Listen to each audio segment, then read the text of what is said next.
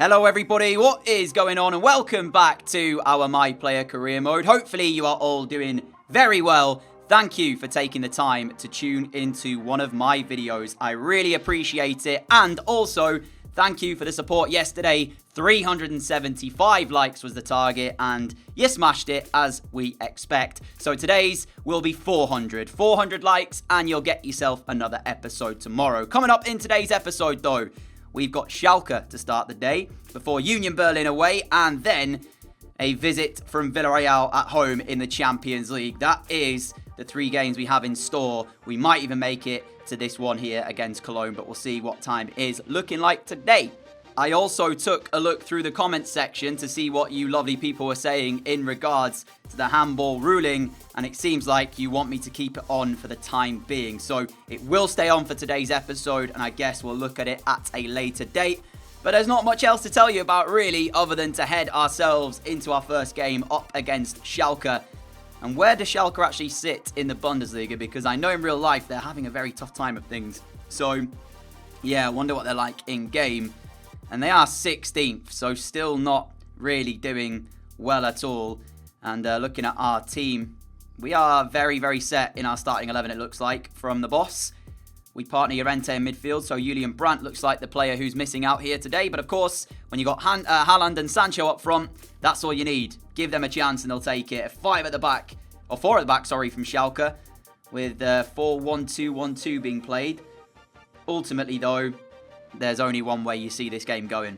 Interesting stat for you as well. Schalke are the lowest scorers in the Bundesliga at the moment this season with 2 goals to their name, whereas Dortmund, the best defensive side with only 1 goal allowed up against Mönchengladbach. So that tells you that it's probably going to be us dominating this one, as Sancho already is trying to look for a sight of goal. He gets it, but Bastos is there with a good block, and it looks like Schalke are able to give themselves some relief for the time being. We're only 9 minutes in here, but you can see the high press already thrown in by Dortmund. Haaland will block that attempted ball out, but it's ended up, looks like, hitting him on the hand because the referee played advantage. Here is Haaland. Sancho on our right. Haaland making the run through the middle, though. There he is. And he's now in on goal. Haaland, the angle's a bit tight, so he squares it to Sancho. And exactly like that, Dortmund in front. Selfless play from Erling Haaland, who I thought might take the shot on, instead lays it to Sancho. And they are probably the most informed duo up top in the world right now. And we will get another look at this as well, as we see. I'm not sure why it does this, the camera angle. It does this when like a long shot goes in. But this is pretty much, I'd say, a tap in from Sancho. It's still a very hard chance though to take. The ball did kind of sit up and he had to get the right connection on it, and he did very, very well. I really love that when we score, there's always a song that plays out, and it might be number 2 for Dortmund. Llorente's in. It is 2-0. And we've doubled our advantage 10 minutes before the break. And there's the music again. It's so cool, man. Every time the goal goes in, just to hear it, it adds a bit of, I guess, authenticity to the series. And look at the fans.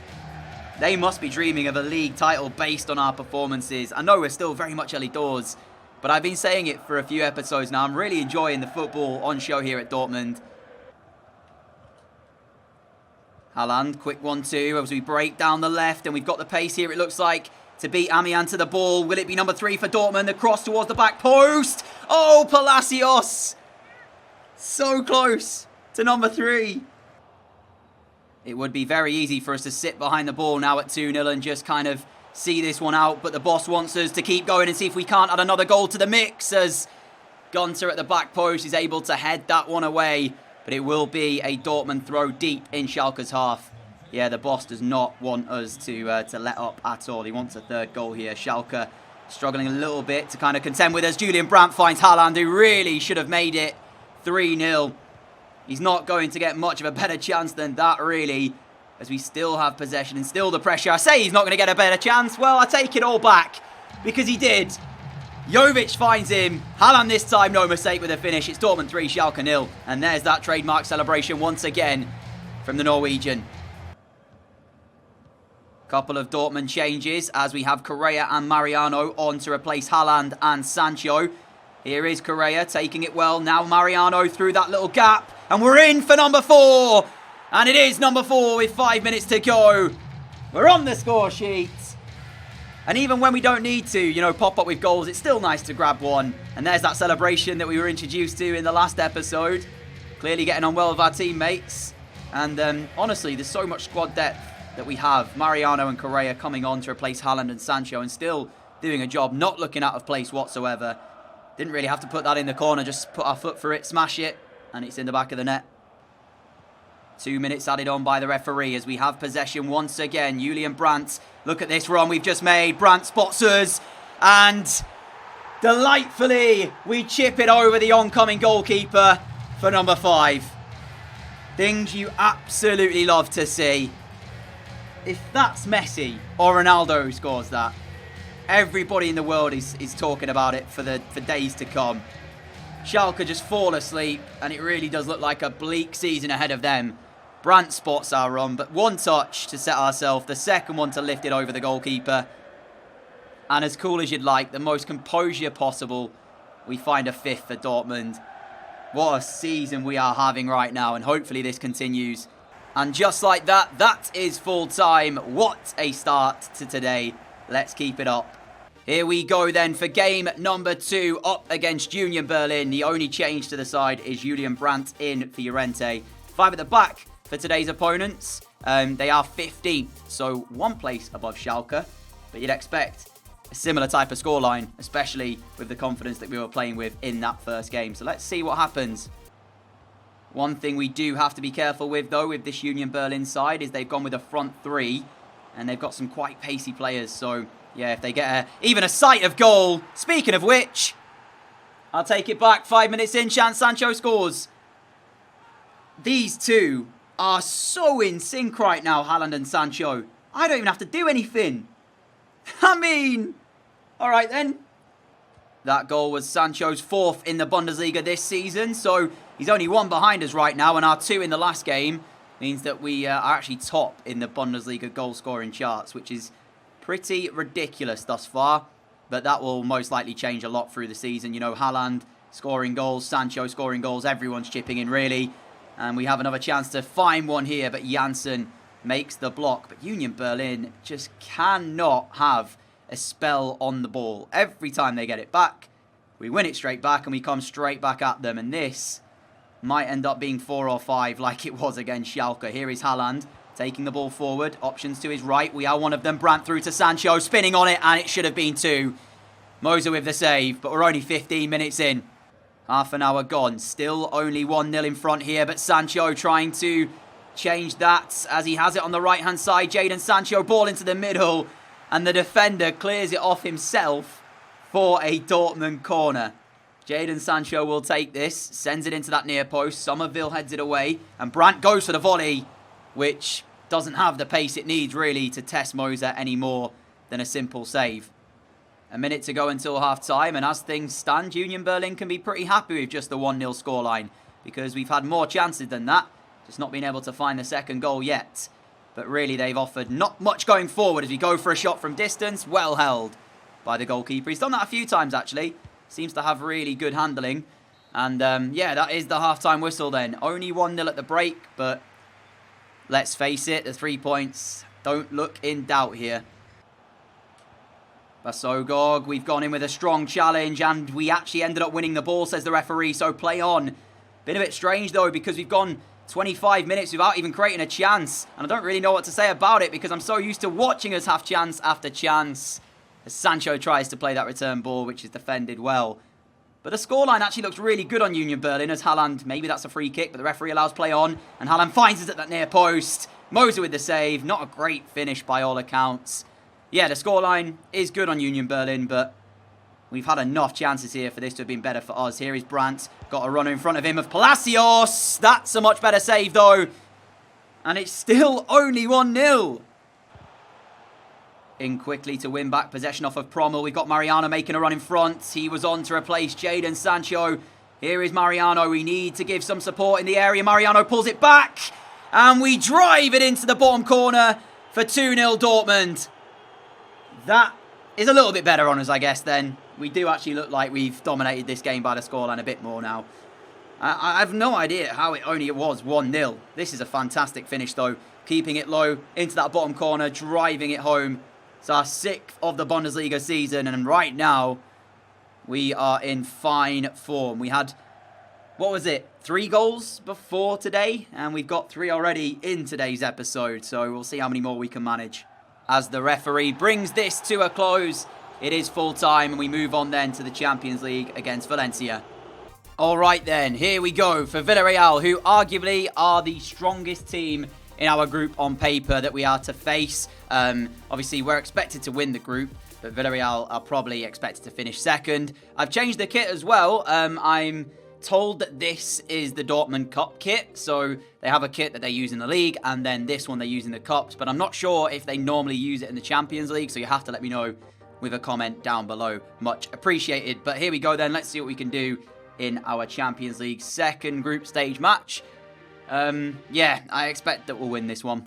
First time that the home fans will get to witness us in a Champions League game, as we have an early corner. Jonathan Tah trying to get us into a goal-scoring position, as Torvan is penalised for a handball. This is why I was speaking about it last episode, and we've seen it again. I mean, he's challenging, and I don't have any idea whether or not it hits him on the hand, I'll be completely honest. But it does give Erling Haaland then the chance from the penalty spot to slot home into the bottom left corner. Goes the opposite way to the 2 that he missed in the previous episode.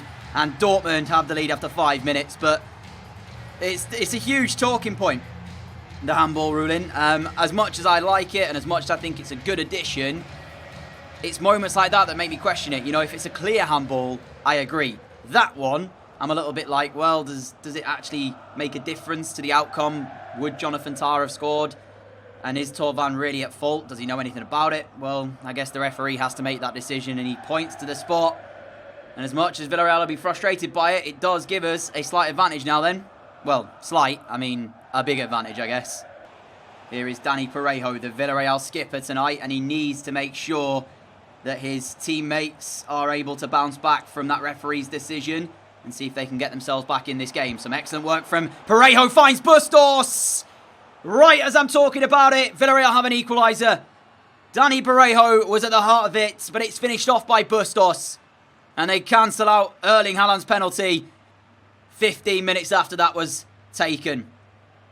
Really well taken here from Bustos as well. We'll get another look at this as Parejo sort of, I don't know, it's always hard to make a challenge when midfield players are doing that on the edge of the penalty area. And then in the end, we are close to blocking it with Jonathan Tah trying to make the interception.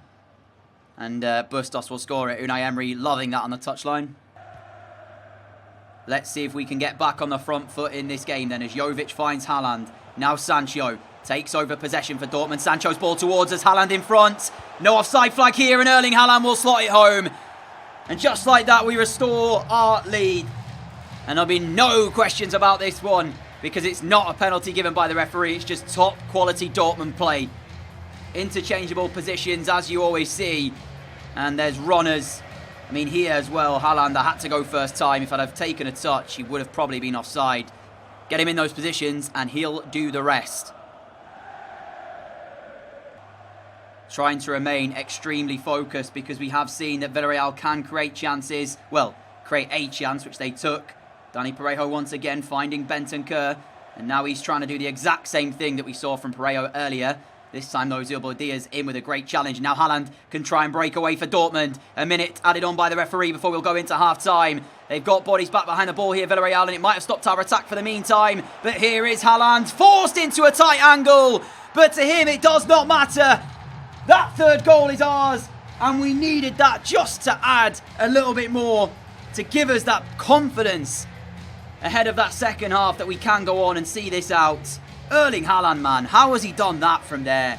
Every game I just become more and more impressed with him. Look at that. The angle's against him really, but I don't know why the goalkeeper gave him so much of that near post to aim at. Oh, chance for Villarreal. Ontiveros will get it. It will be a goal back for them. And it came after, I think, Francis Coquelin was in the box. We make a challenge, don't win possession. I was trying to concentrate on not allowing them a goal, and which is why I wasn't talking. But they've got it back. I think There's too little time left, though. So here's the challenge that comes through onto Coquelin. And then after that, the ball just bounces kindly for Ontiveros. It's a goal, but it looks like it's too late. Second half, we actually have controlled it really well. We've been able to not allow Villarreal much of anything.